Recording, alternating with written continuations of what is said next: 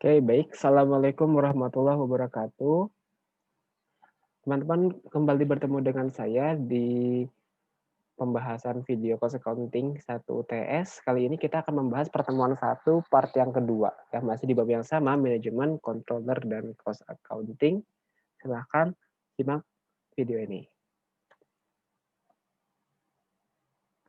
Oke, di sini kita akan membahas subbab yang ketiga ya, yaitu mengenai sertifikasi, kode etik, dan pengaruh organisasi bagi cost accounting. Nah, ketika kita berbicara sertifikasi, kita akan harus mengetahui dulu ya, apa itu sertifikasi sebenarnya gitu ya. Jadi sertifikasi itu merupakan awalnya itu diartikan sebagai suatu jaminan ya, suatu jaminan atas kompetensi kerja atau bisa diartikan juga sebagai suatu pengakuan gitu ya, pengakuan atas kompetensi. Nah, jadi kita hidup di dunia hidup di dunia kerja accounting gitu ya, di mana kemampuan itu belum bisa dipraktikkan sebelum terukur, gitu ya, sebelum teruji. Nah, oleh karena itu di dalam akuntansi selalu ada yang namanya sertifikasi. Nah, untuk cost accounting, akuntansi biaya hubungannya itu adalah dengan akuntansi manajemen atau managerial accounting. Nah, dengan hal itu akan ada 2 sertifikasi nih yang bisa diambil oleh orang-orang yang bergelut di dunia manajerial atau cost accounting. Yang pertama adalah Certified Management Accountant atau CMA. Yang kedua adalah Certified Financial Management atau CFM. Apa bedanya CMA dengan CFM ya? Kalau kita lihat di sini CMA atau Certified Management Accountant itu adalah lebih fokus ke manajemen di dalam accounting keseluruhan ya. Jadi manajemen terhadap seluruh hal. Terhadap seluruh hal ya. Yang berkaitan dengan accounting. Gitu. Terkait dengan manajemen atas pemisahan tugas misalnya ya. Kemudian manajemen atas kontrol internalnya dan lain sebagainya, manajemen atas inventory, manajemen atas relasi dengan karyawan, gaji dan lain sebagainya, manajemen accountant. Dan nggak lupa bagaimana cara manajemen agar kita punya bagaimana cara mengatur aplikasi misalnya agar selalu sesuai dengan aturan yang berlaku gitu. Kalau financial management biasanya dia lebih fokus ke kas. Jadi manajemen atas kas seperti itu. Kemudian ini adalah materi yang utama juga yaitu kode etik teman-teman ya, kode etik akuntan. Kode etik akuntan ini merupakan nilai-nilai yang harus dipenuhi sebagai seorang akuntan. Apapun jenis akuntansi yang digelutinya, akuntansi manajemen, akuntansi keuangan, akuntansi pemerintah, apapun itu, setiap akuntan memiliki kode etik yang sama. Nah, ini ada 4 kode etik dalam akuntan ini. Yang pertama adalah kompetensi, yang kedua adalah confidentiality atau kerahasiaan. Yang ketiga adalah integritas, yang keempat adalah objektif. Nah, ini nilai-nilai yang harus dipenuhi ya oleh seorang akuntan. Dan tentu ketika ada nilai yang harus dipenuhi, berarti kan ada tuntutan ya bagi akuntan itu untuk memenuhi nilai. Artinya dari kode etik ini akan lahirlah tanggung jawab seorang akuntan. Nah, tanggung jawab akuntan ini akan meliputi atau melekat kepada kode etiknya. Dan dari 4 kode etik akan melahirkan 15 tanggung jawab seorang akuntan. Di antaranya 3 tanggung jawab nih yang ada di kode pertama. Kode kompetensi memiliki atau mengimplikasikan tanggung jawab pertama. Seorang akuntan harus mempertahankan kompetensi dengan terus mengembangkan knowledge atau pengetahuan dan skill kemampuannya. Jadi kita punya kemampuan itu tidak boleh stop di satu titik, belajar terus sehingga terus terupgrade kemampuannya seperti itu. Itu adalah tanggung jawab yang pertama. Yang kedua, tanggung jawabnya adalah menjalankan tugas sesuai dengan hukum, peraturan, dan standar yang berlaku. Yang ketiga, tugasnya adalah mempersiapkan laporan yang lengkap dan melakukan rekomendasi setelah menganalisis. Nah, kemudian tanggung jawab secara akuntan dari kode etik kerahasiaan, yaitu akuntan bertanggung jawab untuk tidak membuka rahasia kantor kecuali diminta. Karena pada dasarnya nanti akuntan itu merupakan insider ya, orang yang berada di dalam suatu organisasi, baik itu perusahaan maupun itu pemerintah sama saja. Jadi akan ada rahasia dapur perusahaan yang memang tidak bisa diumbar ke publik. Ya, suatu informasi itu tidak bisa serta-merta digolongkan sebagai informasi yang bisa di-share ke publik gitu. Ada informasi yang bisa di-share, ada yang tidak. Itu yang harus seorang akuntan itu bijak di dalam bekerjanya gitu ya. Kemudian yang kedua, memberitahu bawahan terkait hal yang menjadi rahasia kantor supaya mereka paham. Kayak misalnya kita sedang melakukan perhitungan inventory ya, kita sedang melakukan pengambilan uang dan lain sebagainya, ya jangan sampai lokasinya itu direkam, jangan sampai difoto-foto hal yang tidak bisa difoto, nanti malah disalahgunakan oleh orang lain dan jadi kesalahan juga gitu. Kemudian yang paling penting nih ya, kewajiban yang ketiga, tidak menukar rahasia kerjaan untuk uang atau untuk kepentingan pribadi. Nah, ini sangat dilarang banget ya. Gitu. Kemudian dari kode etik yang ketiga, integriti atau integritas, akan lahir 7 tanggung jawab seorang akuntan. Nah, ini mohon disimak baik-baik. Yang pertama adalah menghindari konflik kepentingan nih dengan yang berpotensi mempengaruhi kinerja kita, lalu menghindar dari tindakan yang dapat mempengaruhi terlaksananya kode etik, lalu menolak segala bentuk gratifikasi yang dapat mempengaruhi tindakan kita, menghindari tindakan yang dapat mengganggu tujuan perusahaan yang sah dan etis, lalu mengkomunikasikan batasan profesional dan batasan lain yang dapat mempengaruhi judgement atau kinerja kita. Lalu yang keenam ada tidak membedakan cara penyampaian informasi baik dan buruk. Jadi kalau informasi baik dan buruk, ya sampaikan saja dengan cara yang sama. Lalu menghindari keterlibatan terhadap aktivitas yang dapat mendiskreditkan profesi accountant, apalagi korupsi dan lain sebagainya yang sangat mendiskreditkan profesi accountant.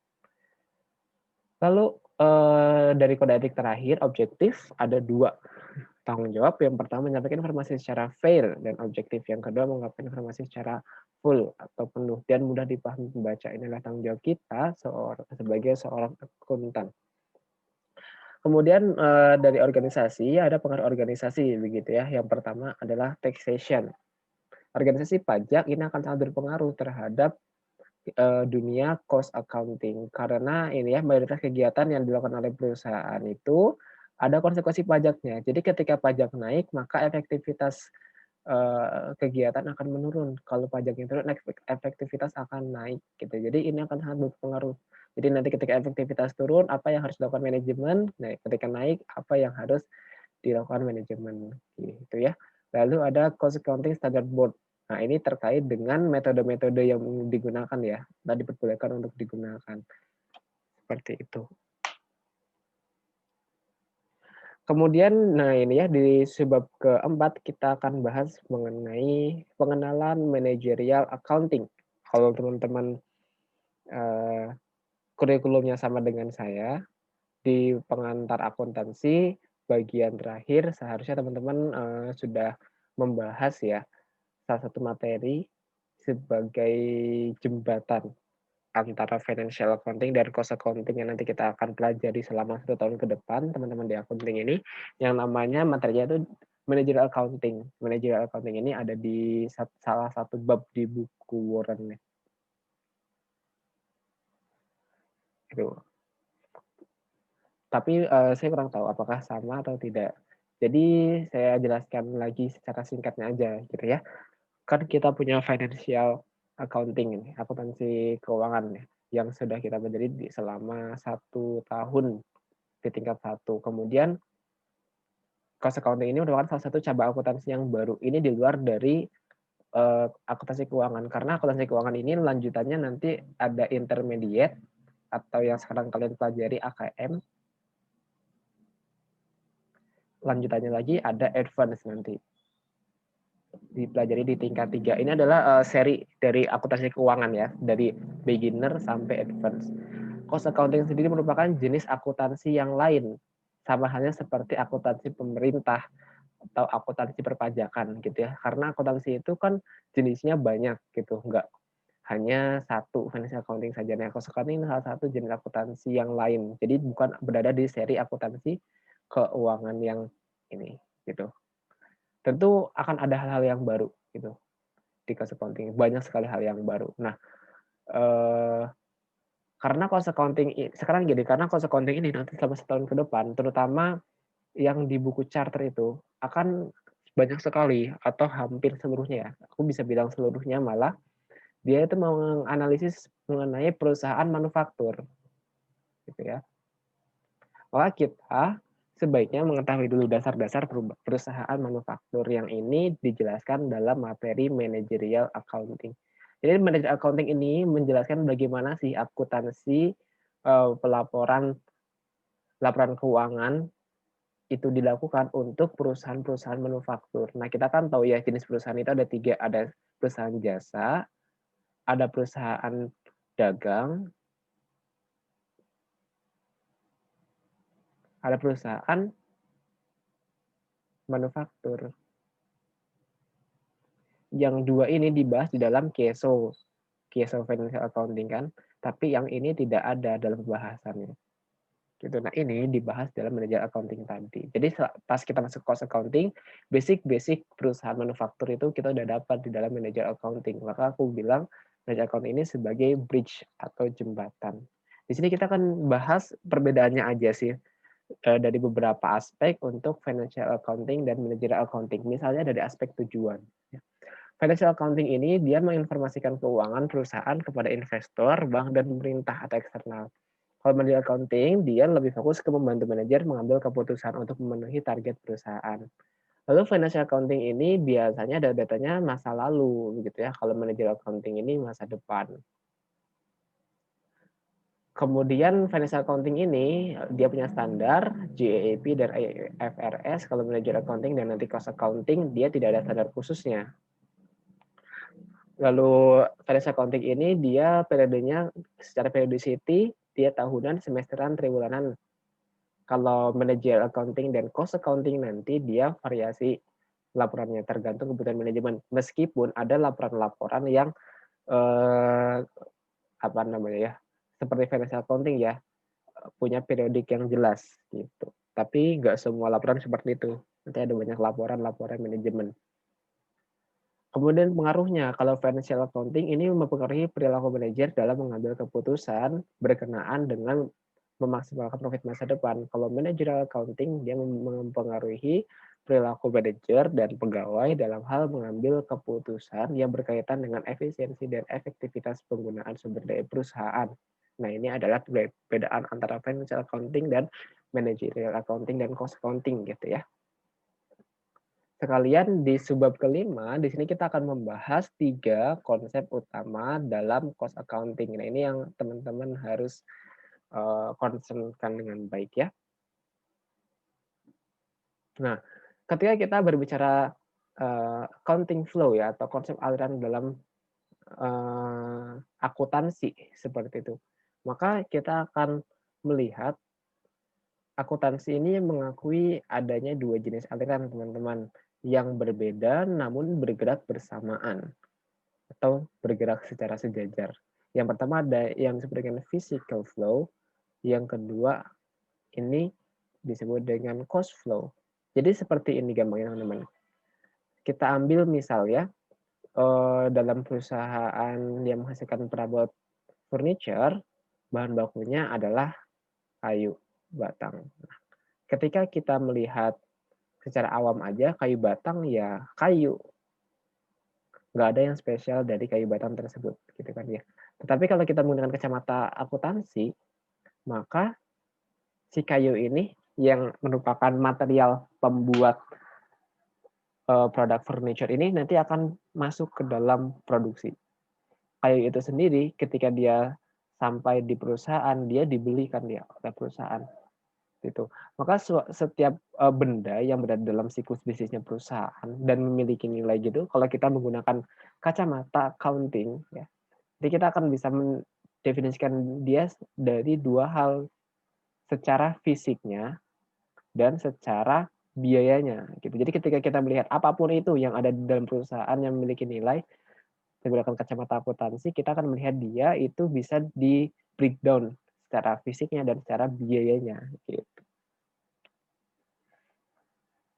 Hal-hal yang berkaitan dengan fisik atau physical flow ini, oke, sebelumnya itu tadi ya fisik dan biaya. Kemudian karena nanti kayu ini masuk ke perusahaan untuk diolah, diproses, untuk dijadikan produk furniture yang jadi, kemudian dijual ke pelanggan. Artinya di sana ada alur ya, dari masuk perusahaan, kemudian diolah, kemudian jadi, kemudian keluar perusahaan untuk dijual. Ada dari masuk perusahaan sampai keluar perusahaan. Nah, pergerakan dari si kayu ini akan membentuk suatu aliran gitu. Maka nanti kita punya aliran fisik atau physical flow dan kita punya aliran biaya atau cost flow secara sekaligus atau bersamaan untuk satu objek yang sama. Kalau didefinisikan physical flow ini merupakan aliran barang yang memiliki satuan unit. Jadi satuannya dia unit atau satuan-satuan baku kayak berat, tinggi gitu ya. Nah, physical flow ini menghitung jumlah unit barang yang masuk pada gudang raw material, factory untuk diproses, kemudian berakhir di gudang finished goods sebelum nanti dijual dan keluar dari perusahaan. Kalau cost flow merupakan aliran biaya yang memiliki satuan mata uang seperti dolar, rupiah, dan lain sebagainya. Jadi kita lihat secara nilainya, bukan secara unitnya. Kalau di sini ada 4 unit kayu, kalau kita bilang di sini 4 unit kayu, kita berarti ngomongin fisik. Kalau misalnya kita di sini dikasih tahu bahwa satu kayu harganya misalnya 25.000. Oh, berarti di sini kita punya 100.000. Nah, 100.000 ini berarti kita ngomongin cost atau biaya atau nilai ya, value dari si kayu itu. Untuk mempermudah pemahaman, saya kasih ilustrasi di sini. Ilustrasi physical flow ya. Jadi misalnya gini, untuk membuat satu mobil, sebuah perusahaan manufaktur membutuhkan 200 balok besi. Perusahaan membeli 1.000 balok besi nih selama suatu tahun tertentu, kemudian disimpan pada gudang bahan baku ya, gudang raw material. Nah, sepanjang tahun ternyata pabrik telah menggunakan 800 balok untuk berproduksi dan selesai. Maka di akhir tahun nanti akan terdapat 4 unit mobil. Karena 800 balok itu digunakan untuk membuat mobil dan semua balok itu selesai di tahun tersebut, sedangkan satu mobil butuh 200 balok besi, maka setelah diproses si 800 balok ini akan menghasilkan 4 unit mobil yang ini akan disimpan di gudang bahan baku di akhir tahun gitu. Maka di akhir tahun terdapat 4 unit mobil, sedangkan di gudang raw material berarti sisa 200 unit balok di akhir tahun. Nah, tadi kita ngomongin nama unitnya unit balok, unit mobil, dan lain sebagainya, itu disebut dengan fisik. Nah, gitu. Lalu untuk yang cost flow. Nah, kalau cost flow seperti ini. Jadi masih sama dengan ilustrasi sebelumnya, cuma kita lihat dari sisi biaya. Jika harga beli besi itu adalah $100 per balok, gitu ya, maka total biaya pembelian adalah 100.000. Kenapa? Karena tadi kita dapat data bahwa telah dibeli selama periode keuangan ini, selama tahun ini 1.000 unit balok dengan harga 100, maka kita akan nilai total biaya pembelian adalah 100.000. Ini berarti cost ya, satuannya mata uang. Yang kita omongin nilainya, bukan fisiknya. Kita nggak peduli fisiknya gimana, yang penting nilai gitu. Kemudian dengan dihasilkannya 4 mobil gitu ya, dan apabila biaya lain di luar besi adalah 30.000 per mobil. Misal di luar harga besi itu ada kita membayar karyawan, bayar listrik dan lain sebagainya, mesin, di total per mobil itu $30.000 gitu ya. Maka cost yang akan tertampung di gudang finish good itu adalah 200.000 gitu. Jadi di finish good, di gudang barang jadi ini akan ada total biaya 200.000. Kenapa 200.000? Dari mana?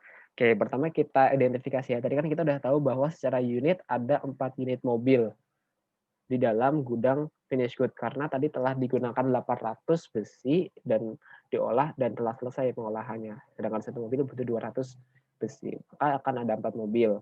Kemudian ongkos atau nilai yang terkandung dalam setiap mobil bahwa Kita kan tahu ya, dalam satu mobil ada 200 balok. Sedangkan harga besi itu adalah 100 per balok. Maka besi yang terkandung dalam setiap mobil adalah senilai 20.000 gitu. Nah, tadi kan dikasih tahu juga ada biaya lain nih di luar besi yaitu 30.000. Maka satu mobil itu bernilai $50.000. Biaya yang tertampung dalam satu mobil itu $50.000. Kalau ada 4 berarti 200.000. Maka nilai yang terkandung dalam finished good 200.000. Itulah cost flow. Nah, ini adalah konsep yang kedua, yaitu konsep waktu atau konsep of time. Yang ini adalah membahas mengenai komponen biaya yang terdapat pada awal produksi dilakukan atau saat beginning. Gitu. Ketika produksi berlangsung atau during period, dan ketika akhir produksi atau ending. Jadi secara logikanya dulu bahwa dalam beginning production, itu ketika produksi belum dimulai, maka akan ada harus perusahaan membeli raw material beginning, maksudnya dia harus menyiapkan bahan bakunya dulu ya, sebelum produksi dilakukan harus ada bahan baku. Jadi dia harus beli bahan baku. Nah, atas pembelian bahan baku itu nanti akan muncul tuh beberapa akun di beginning production seperti beginning material, raw material beginning, ada purchase, ada raw material use, ada raw material ending. Ya, itu adalah komponen-komponen akun yang nanti akan terdapat di beginning production. Kemudian during production, ketika produksi terjadi, maka nanti material akan digunakan. Begitu. Tapi selain ada material, nanti akan ada biaya-biaya lain yang terkait dengan production. Ini semua akan terangkum dalam manufacturing cost. Gitu. Jadi yang disebut dengan manufacturing cost adalah seluruh biaya yang terkait dengan produksi. Apa saja itu? Nah, ini ya kita jelaskan. Manufacturing cost itu adalah terdiri dari raw material use. Jadi raw material use yang ada di sini nih, yang di beginning itu nanti akan masuk gitu ya ke dalam ketika produksi terjadi. Kemudian ada direct labor use, ada FOH yang terjadi. Jadi ada direct material, ada raw material, ada direct labor, dan ada FOH. Kemudian nanti juga termasuk cost of good manufacture dan WIP ending gitu. Nanti semua hal yang berhubungan dengan WIP ada di during production. Nah, ketika produksi telah selesai, nanti akan muncul yang namanya finished good. Nah, berkaitan dengan finished good, nanti akan ada juga cost of good manufacture, cost of good sold, dan finished good ending. Ini semua nanti akan kita perdalam di bab 2. Beserta bagaimana sih rumus-rumus atas penerapan ini, konsep waktu. Nah, yang ketiga yang perlu teman-teman pahami juga adalah terkait dengan input, proses, dan output konsep atau IPO konsep ya. IPO konsep sendiri itu merupakan suatu kaidah yang menyebutkan bahwa komponen input dalam suatu sistem atau dalam suatu produksi, kalau dalam hal ini ya yang kita telusuri atau yang kita amati itu adalah produksi, bahwa gitu ya, komponen input dalam suatu sistem itu akan sama banyak dengan komponen output ya. Input sama dengan output. Jadi misalnya di sini suatu perusahaan ya, dia membutuhkan direct material cost 100.000. Kemudian dia butuh bayar karyawan 200.000 dan dia butuh bayar yang lain-lain, biaya-biaya lain 300.000. Berarti ada 600.000 yang masuk ke dalam produksi. Nah, ketentuannya adalah setelah produksi selesai gitu, nanti total biaya yang terkandung juga harus 600.000 juga. Misalnya dari semua DFDLFO yang sudah masuk ini nanti akan menghasilkan 2 produk. Setelah selesai diproduksi semua, nanti akan hasil keluar 2 produk. Produk A misalnya dan produk B. Nah, produk A dan produk B ini pasti nanti totalnya 600.000 juga. Kenapa gitu? Karena yang masuk 600, maka yang keluar juga 600. Karena dalam proses ini kita hanya mengolah aja dari apa yang sudah diinputkan. Tidak ada proses ini melahirkan sesuatu yang baru, nilai yang baru gitu ya. Jadi yang masuk 600, keluar 600 secara biayanya. Proses ini justru meningkatkan nilai jual gitu. Jadi yang tadinya kita beli 600, nanti ketika kita jual bisa lebih dari 600. Misalnya 1.000, 1 juta gitu ya. Jadi 600.000, nanti ketika keluar harganya bisa naik jadi 1 juta. Jadi proses meningkatkan nilai jual, tetapi yang biaya yang masuk ke dalam proses dan yang keluar haruslah sama, itulah IPO konsep. Seperti itu. Nah, ini kalau kita rangkum ya ada 5 bagian. Pertama manajemen tadi ya, kita belajar tentang teori manajemen, lalu ada peran akuntansi biaya, ada sertifikasi dan kode etik, ada financial dan managerial accounting, terakhir tadi ada 3 konsep utama. Ada di konsep utama tadi ada konsep of law, ada konsep of time, ada IPO konsep. Nah, kemudian nanti soal bahas juga akan kita diskusikan dalam pertemuan pertama. Jadi untuk video part ketiga ini saya tutup sampai di sini. Jadi ada 3 part, silahkan nanti maksud saya ada 2 part ya. Untuk video part yang kedua saya tutup di sini. 1 quotes untuk pertemuan pertama, bahwa ilmu layaknya air yang mengalir, teman-teman. Perlakuan diri kalian seperti cawan yang rendah agar ia dapat mengalir deras hingga cawan kalian dapat terisi penuh sehingga kalian bisa memberikan manfaat ke orang-orang yang lain. Jangan meletakkan posisi kita di cawan yang tinggi, melebihi tinggi dari sumber airnya, nanti air tersebut akan susah masuk ke dalam diri kita. Oke, baik sekian. Kalau misalnya teman-teman belum memahami, silahkan ditonton ulang lagi videonya, lalu dicermati. Bagian mana yang belum paham, silahkan dicatat. Nanti kalau ada yang mau ditanyakan, kita bahas saat diskusi. Terima kasih. Assalamualaikum warahmatullahi wabarakatuh.